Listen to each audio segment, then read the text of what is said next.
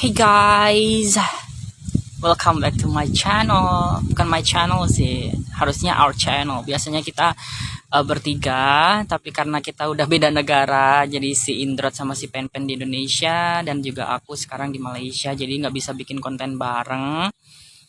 Jadi ya gini, bukan my channel tapi our channel, Trizonic Management, ya. Oke.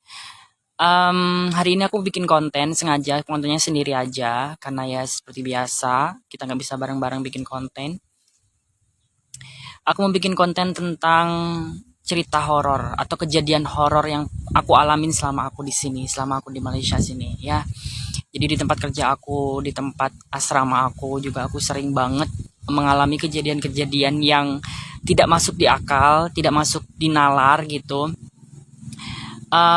Aku mikirnya sih waktu itu pas sudah ke Malaysia, aku pikir nggak akan lagi nggak akan lagi ada cerita-cerita horor, nggak akan ada lagi kejadian-kejadian horor yang bakal aku alami di sini gitu. Tapi ternyata di sini malah lebih parah.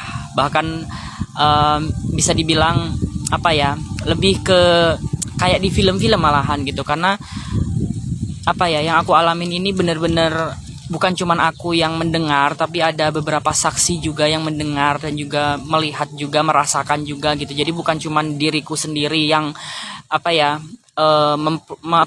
diriku sendiri yang bilang atau mengalami gitu, tapi ada orang lain atau saksi yang juga melihat, mendengar dan juga mengalaminya gitu. Jadi aku bakalan mulai ceritanya. Tapi jangan lupa kalian harus like, comment, dan subscribe dulu channel kita biar kita semakin berkembang. Terus kalau misalkan ada saran-saran kita harus bikin konten apa, kalian komen aja. Nanti kalau ada waktu pasti bakalan kita lakuin. Mungkin challenge makan apa gitu atau tentang apa gitu boleh. Nanti kalau nggak Pen sama Indrot yang bikin, ya aku yang bikin gitu ya. Oke, ceritanya dimulai dari sekarang. Oke, kejadian horor pertama yang aku alami adalah waktu aku di office, di tempat kerja. Jadi pas di tempat kerja itu kan aku masih anak baru, jadi aku belum tahu seluk-beluk perusahaan ini seperti apa, tempat kerja aku juga seperti apa, seluk-beluknya aku juga belum tahu. Cuman memang office aku tuh terbagi dua, jadi ada office bawah dan ada office atas. Nah, yang office atas itu sudah tidak dipakai, jadi terbengkalai lah gitu, gelap. Jadi hanya untuk menyimpan file-file yang tahun-tahun terdahulu, misalkan 10 tahun yang lalu, 15 tahun yang lalu, 20 tahun yang lalu, file-filenya disimpan di sana, di atas itu. Nah, jadi yang digunakan adalah office yang bawah, yang dipakai itu untuk kerja sehari-hari itu. Nah, pas aku masih anak baru, jadi aku tuh duduk-duduk. Aku istirahatnya itu terbagi jadi dua ya di sini ya. Jadi istirahat jam 11 dan juga istirahat jam 12.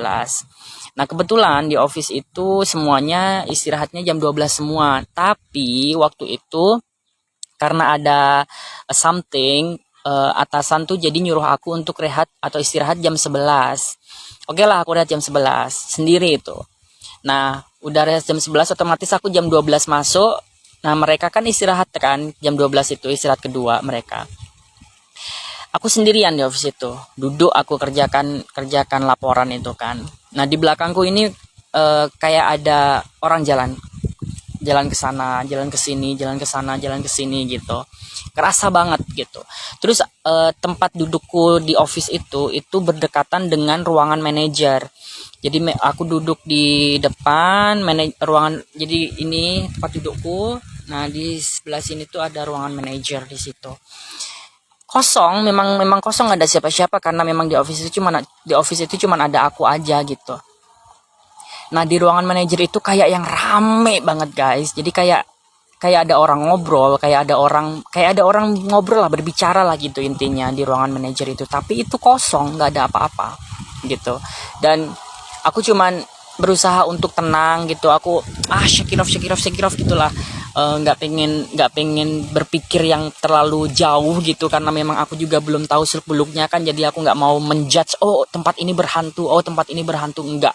Cuman memang aku setelahnya memang aku cerita ke kawanku gitu, dan ternyata memang kawanku bilang kalau di situ memang ada gitu. Jadi dari situ aku oke, berarti memang apa yang aku alami barusan atau pas waktu ada yang jalan, terus di ruangan manajer ada yang rame banget orang, itu padahal nggak ada siapa-siapa, itu berarti memang hal yang seperti itu gitu. Karena kawanku sendiri, temanku sendiri bilang kalau memang di tempat kerjaku itu ada gitu. Oke, kejadian horor kedua masih di office ya, masih di kantor tempat aku kerja itu.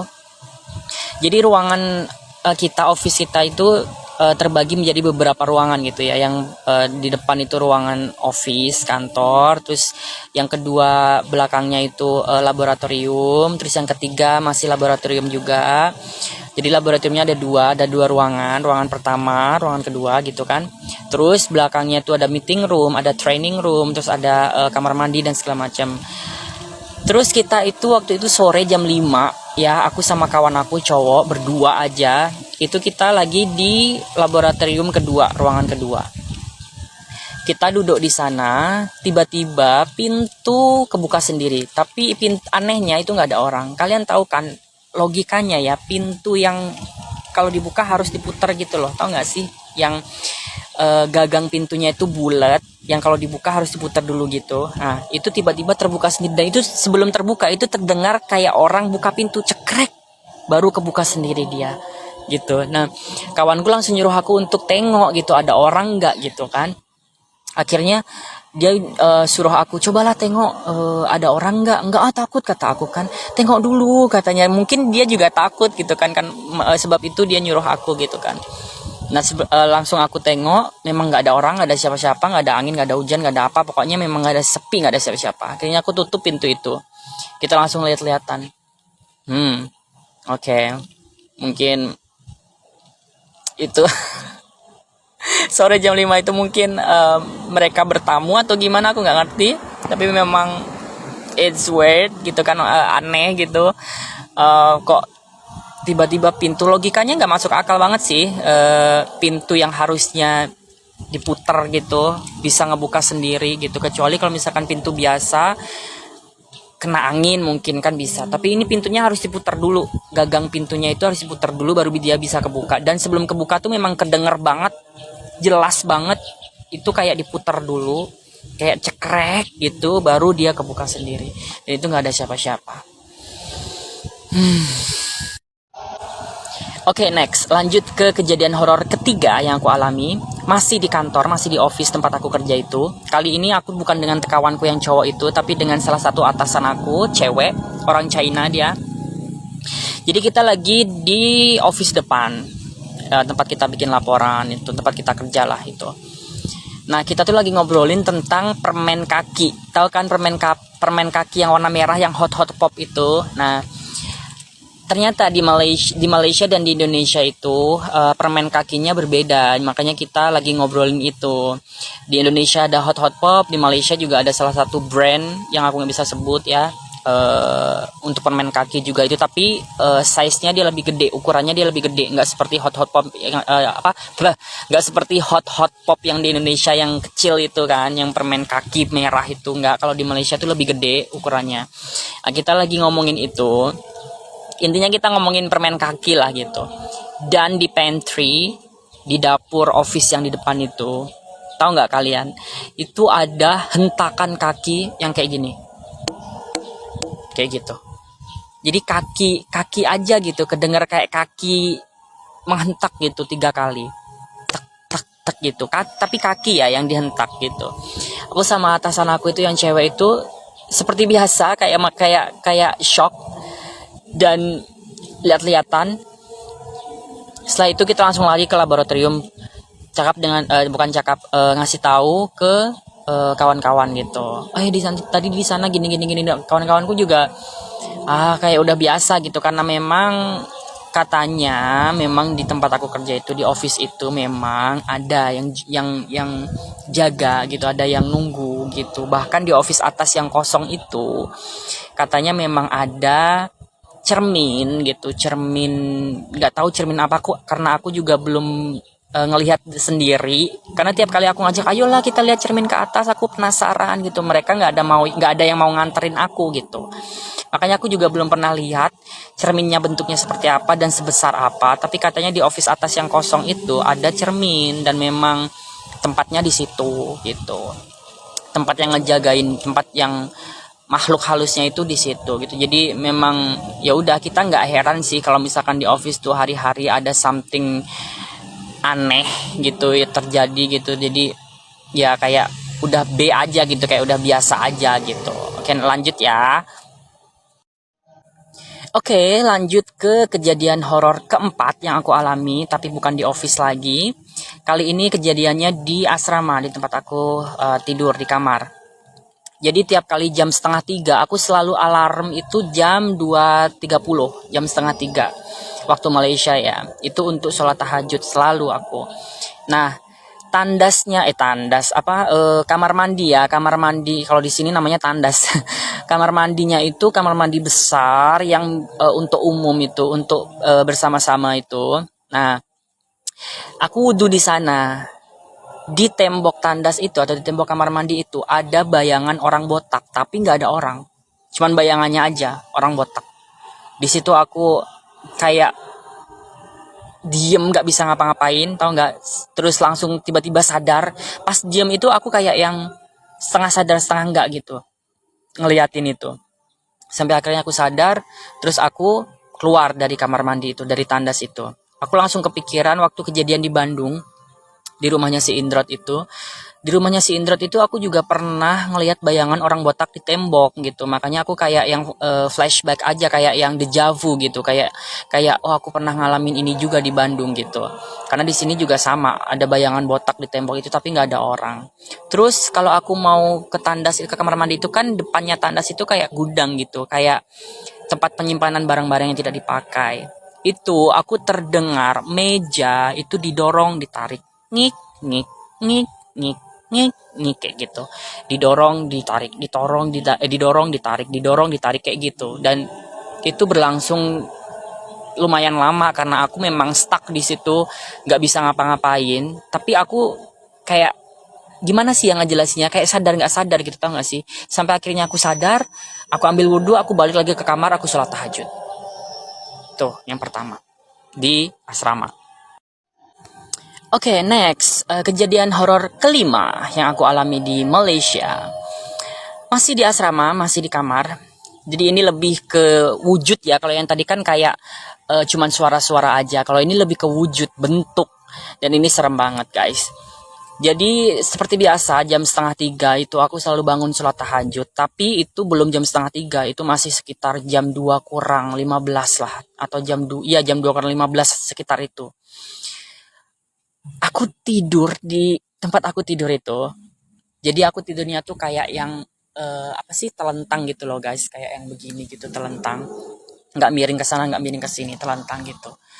Dan lampunya itu tuh kalau pas tidur tuh dimatiin gitu, gelap gitu kan. Itu ada perempuan masuk, nggak mungkin dong di asrama cowok tiba-tiba ada perempuan kecuali aku seorang ya kan. Itu ada cowok ada cewek masuk, rambut panjang, dia duduk membelakangi aku. Jadi yang kelihatan cuma rambut belakang panjang ini bikin di ke bawah gitu. Mukanya nggak kelihatan karena dia ngadepnya ke sana. Itu aku kebangun karena biasanya kan memang tahajud aku jam setengah tiga, tapi itu belum jam setengah tiga aku kebangun, aku ngelihat itu. Dan itu real, bukan aku mimpi atau bukan aku ngigau atau gimana, enggak. Karena aku cerita ke si Indra, aku cerita ke teman-temanku yang di sini juga, mereka bilang itu mungkin kamu mimpi, mungkin kamu ngigau gitu. Enggak, aku real sadar, aku melihat itu perempuan duduk di tempat di samping tempat aku tidur itu, gitu. Dan itu kejadiannya satu hari setelah kawan aku meninggal. Jadi ada kawan aku yang meninggal juga, perempuan gitu. Kita udah bestie banget lah gitu, kemana-mana kita bareng, selalu jogging bareng. Kalau ada acara apa kita selalu sama-sama gitu. Memang satu hari setelah kawanku meninggal itu kejadiannya. Dan tapi kalau misalkan dibilang itu mungkin kawanmu gini-gini, nggak mungkin, karena tapi nggak tahu juga ya. Tapi dari rambutnya yang panjang itu kayaknya bukan sih, karena kawanku kan rambutnya pendek dan dia orangnya juga agak pendek gitu. Sedangkan setan itu tadi, yang perempuan itu tadi, itu ya kayak standar lah, standarnya perempuan tuh gimana sih gitu, nggak yang pendek nggak yang tinggi gitu. Dan dia duduk membelakangi aku.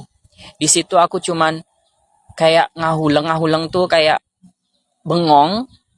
Habis itu aku juga nggak sadar tidurnya aku gimana, aku nggak sadar tiba-tiba udah alarm subuh aja gitu. Nggak sadar bahkan alarm tahajud tuh nggak bunyi, aneh kan? Itu kan kejadiannya sebelum tahajud, tapi alarm tahajud itu nggak bunyi, aku nggak dengar. Aneh aku. Itu kejadiannya. Oke, lanjut ke kejadian horor keenam yang aku alami, masih di asrama, di kamar, di tempat aku tidur itu, dan ini kejadiannya baru banget, belum seminggu. Sekarang tanggal berapa sih? Sekarang tanggal 6, jadi sekitar 3 harian lalu. 3 hari yang lalu atau 4 hari yang lalu, sekitar itulah. Jadi aku seperti biasa, bangun tahajud.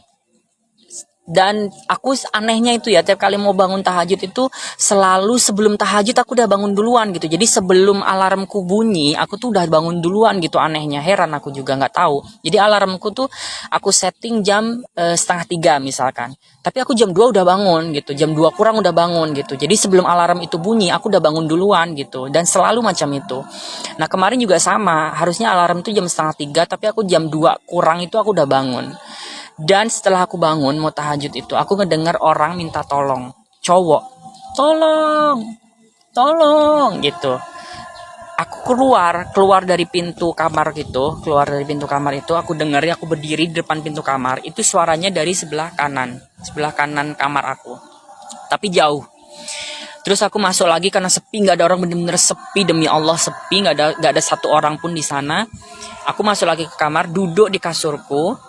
Aku duduk di kasurku, suaranya pindah, ya. Jadi pindah dari arah sana. Itu pun tapi jauh, nggak yang dekat gitu, nggak. Jadi ada orang teriak minta tolong, tapi jauh suaranya, cowok itu. Itu benar-benar yang aku cuman stuck, cuman duduk aja sambil ngedengerin. Dan akhirnya sekitar 10 menitan lah itu suara itu hilang sendiri. Aku bener-bener gimana ya, nggak habis pikir gitu, shock aja gitu, karena dari sekian banyak kejadian horor yang aku alami, perasaan aku atau menurutku yang paling horor adalah yang kemarin minta tolong itu. Karena bagi aku kalau kita cuma ngelihat wujudnya, it's okay, oh wujudnya ada di situ.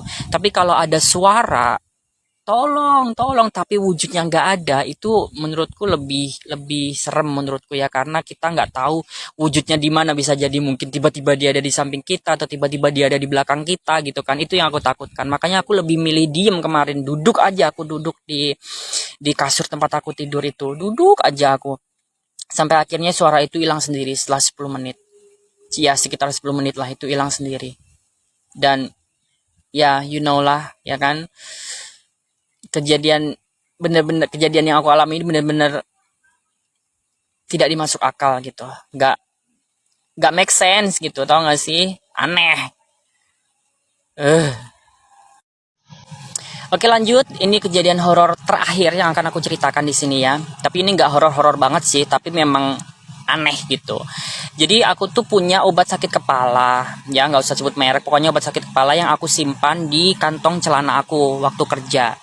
Tapi pas di tempat kerja itu obat sakit kepala tuh nggak ada gitu.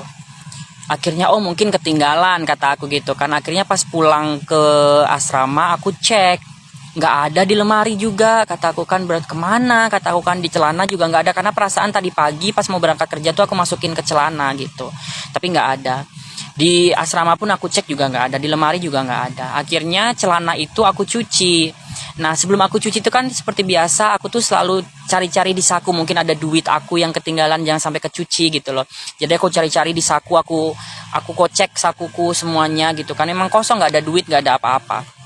Udah aku cuci, aku jemur, aku mau setrika itu baju celana itu ya, sekitar sehari setelah aku jemur tuh kan aku setrika, berarti kan hujan guys. Tapi bentar ya, pas sudah aku setrika, kalian tahu nggak, obat sakit kepala itu ada di kantong, ada di saku celana aku itu. Aneh kan? Pas aku berangkat kerja aku cari nggak ada, pas aku balik ke asrama aku cari nggak ada, sampai aku mau cuci celana itu aku kocek-kocek celanaku, aku cari nggak ada juga. Pas mau aku setrika, obat itu ada di celana, di saku celana. Aneh nggak? Kan?